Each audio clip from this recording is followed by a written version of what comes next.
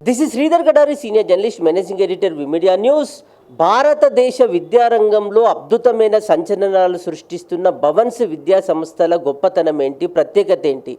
భారతదేశంలోని అనేక రాష్ట్రాల్లో విద్యా సంస్థలను పెట్టి నాణ్యమైన విద్యను అందిస్తూ ఇక్కడ భారతీయ విద్యార్థులను విద్యా విజేతలుగా, విశ్వ విజేతలుగా మారుస్తూ భారత విద్యారంగంలో గొప్ప చరిత్రలు, సంచలనాలు సృష్టిస్తున్న భవన్స్ విద్యా సంస్థల గొప్పతనం ఏంటి?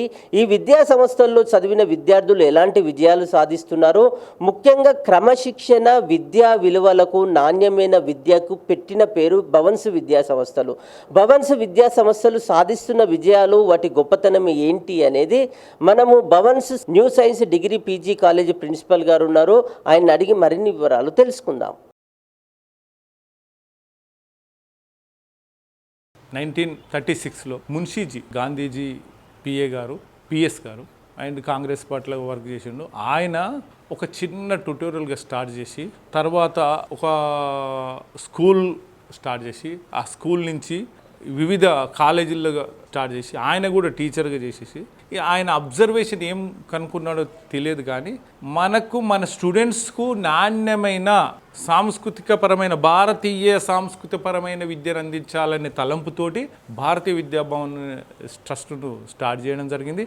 ఈ ట్రస్ట్ కింద 300 శాఖలు, 300 శాఖల ఒక్కొక్క శాఖల కింద కొన్ని స్కూల్స్ ఇవన్నీ ఏర్పాటు చేయడం జరిగింది. కేజీ టు పీజీ స్కూల్స్ ఎక్కువ, కాలేజీలు తక్కువ.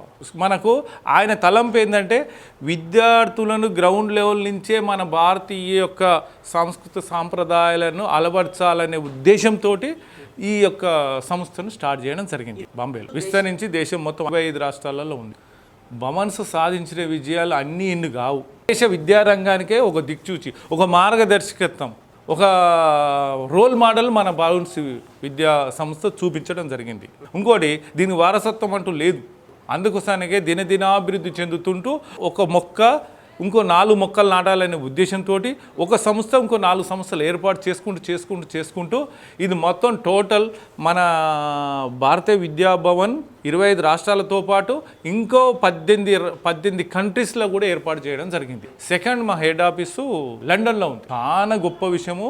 ఆయన మున్షీజీకి మనము కృతజ్ఞతలతో పాటు ధన్యవాదాలు తెలియజేయాలి. ఆ మున్షీజీ పెట్టిన మొక్కనే మనం ఇక్కడ పనిచేస్తున్నాము. ఆయన యొక్క ఆశయాలకు మనం సర్వీస్ చేస్తున్నాం. హైదరాబాద్ నగరంలో 2 కేంద్రాలు ఉన్నాయి.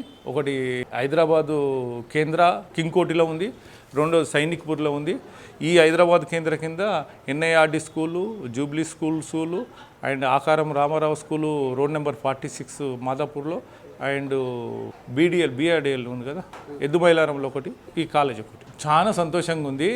ఇక్కడ వచ్చామంటే మనం ఒక ఉద్యోగపరంగా వచ్చినామని మేము ఫీల్ కాం. సర్వీస్ ఓరియంటెడ్గా స్టూడెంట్స్కు రావంగానే మనం ఏ విధంగా సర్వీస్ చేస్తున్నాము, ఏ విధంగా సర్వీస్ చేయాలి, స్టూడెంట్స్ను మనం ఏ విధంగా మనము ఆయనకు న్యాయం కలిగించాలి, విద్యాపరంగా న్యాయం కల్పిస్తున్నాం అనేది ఆలోచన వస్తుంది.